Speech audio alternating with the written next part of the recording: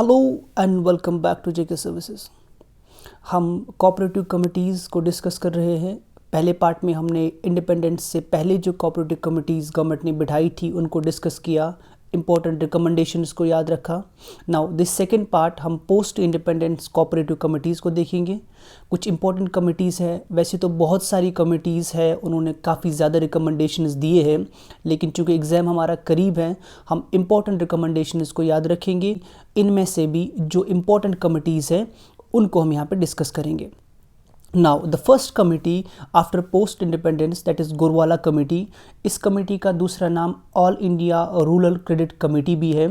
इसको गवर्नमेंट ने अपॉइंट किया था 1951 में and this committee submitted its report in 1954।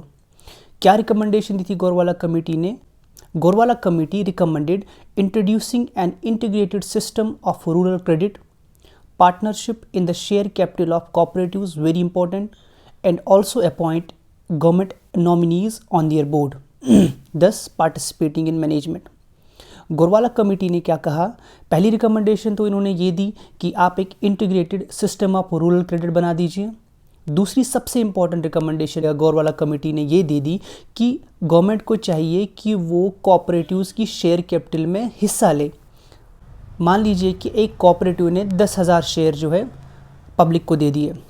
Gorwala committee का कहना था कि गवर्नमेंट को चाहिए कि वो इस शेयर में कुछ थोड़ा सा शेयर खुद भी ले। जब गवर्नमेंट किसी कोऑपरेटिव के शेयर लेती है, टेक्निकली उसका मतलब ये है कि government becomes part of that cooperative, and जब वो पार्ट बनेगी government will keep nominees on their board. ये रिकमेंडेशन थी गोरवाला कमेटी की। Okay, so the first recommendation was it recommended introducing an integrated system of rural credit, and second इसने कहा कि government को चाहिए कि वो शेयर कैपिटल कॉपरेटिव्स की जो है उसमें पार्टिसिपेट करे। The second committee is Indian cooperative Congress. Indian cooperative Congress held हुई थी पटना में 1956 में। जो गोरवाला कमेटी ने रिकमेंडेशन दी थी, इस कमेटी ने वो एक्सेप्ट की। Government accepted the principle of state participation on the board of directors of cooperatives, यानी गवर्नमेंट ने एक्सेप्ट किया कि स्टेट को पार्टिसिपेट करना चाहिए जो कोऑपरेटिव्स का बोर्ड होता है उसमें।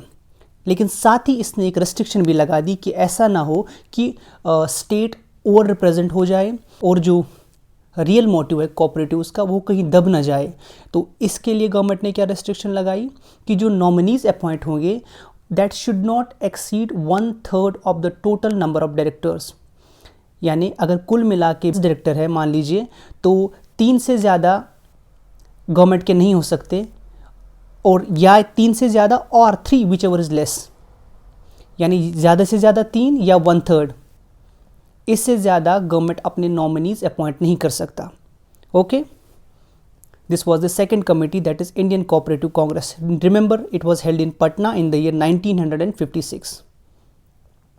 The third committee is committee on consumer cooperatives of 1961। ये कमेटी इसलिए इंपॉर्टेंट है, आप बस याद रखिएगा, ये कमेटी सेटअप की थी national cooperative developmental and warehousing board ने। National cooperative development and warehousing board appointed committee on consumer cooperatives. Now the fourth committee is committee on तकावी लोन्स ऑफ 1962। इस कमेटी का जो चेयरमैन था that was Shri BP Patel. थोड़ा सा मैं आपको बैकग्राउंड दूंगा। गवर्नमेंट ने फाइंड किया जो तकावी लोन्स दिया जाता था कोऑपरेटिव्स को, वो जो है बहुत ही ज़्यादा हेल्पफुल देखा गया, यानी उसके पॉजिटिव इम्पैक्ट्स देखे गए। जो तकावी लोन दिया जाता है इसके पॉजिटिव इम्पैक्ट्स देखे कोऑपरेटिव पे। तो इस कमेटी ने सजेस्ट किया, it requested the state governments to route taccavi loans through cooperatives, यानी आप जो लोन तकावी लोन दे रहे हो, आप ऐसा क्यों नहीं कर रहे कि ये कोऑपरेटिव लोन, आप ये जो तकावी लोन है आप कोऑपरेटिव्स के थ्रू रूट करके, जो एग्रीकल्चर के साथ रिलेटेड एक्टिविटीज़ के साथ है उनको थ्रू कोऑपरेटिव्स आप तकावी लोन प्रोवाइड करो। इससे क्या काम होगा? एक बात पहले ही ये देखा गया है कि तकावी लोन सक्सेसफुली तरीके से ये पॉजिटिव इम्पैक्ट दिखा रहे थे। जब ये पॉजिटिव इम्पैक्ट दिखा रहे थे तो अगर हम इनमें कोऑपरेटिव्स इन्वॉल्व करेंगे, ऑब्वियसली एक सक्सेसफुल सिस्टम चल रहा है तो वो कोऑपरेटिव्स में भी बढ़ावा देगा। This is the reason why the Committee on Taqawi Loans of 1962 requested state government कि आप तकावी लोन्स को रूट करो थ्रू कॉपरेटिव्स.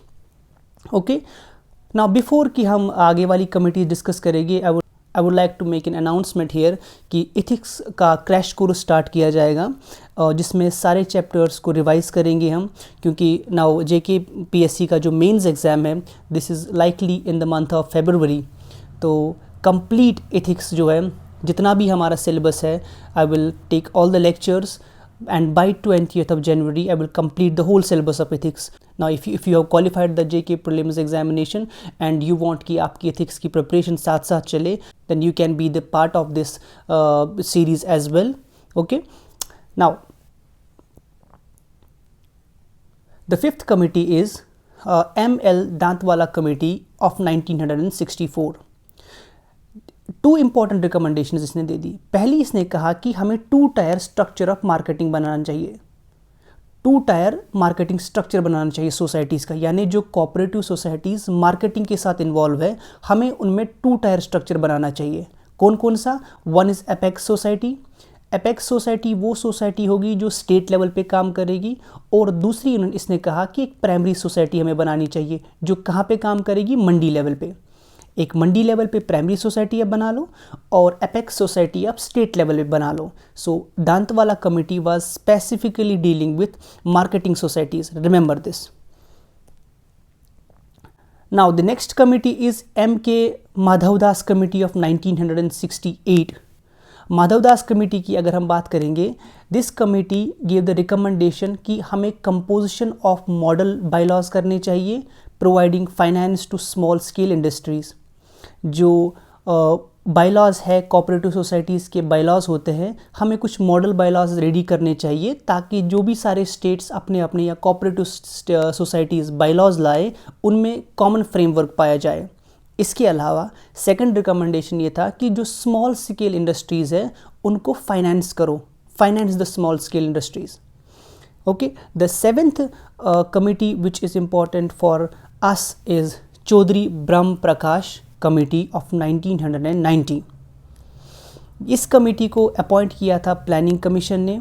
इस कमेटी की का जो काम था that was to suggest future directions and finalize a model cooperative act. यानी गवर्नमेंट ने, प्लानिंग कमीशन ने इसलिए इसको अपॉइंट किया कि आप फ्यूचर डायरेक्शन बताओ कोऑपरेटिव्स की क्या होगी, और आपका काम ये है कि आप एक मॉडल कोऑपरेटिव एक्ट रेडी करो ताकि जो सारी स्टेट्स है, क्योंकि cooperative is a state subject, ऐसा ना हो कि सारी स्टेट्स मुख्तलिफ तरीके के कोऑपरेटिव एक्ट्स बना लिए और वो कॉन्ट्राडिक्ट करे डिफरेंट स्टेट्स के इंटरेस्ट्स के साथ. जब एक मॉडल कोऑपरेटिव एक्ट होगा तो usually all the states will follow it and एक सिंक्रोनाइजेशन अक्रॉस द कंट्री पाई जाएगी. So Chaudhary Brahm Prakash committee is important because in this government asked the committee to finalize a model cooperative act. Now the committee number 8 which is important is Vikhe Patel Committee of 2002. इस committee का कहना था कि financial support to cooperative credit institutions be split between centre and state in 60:40 ratio.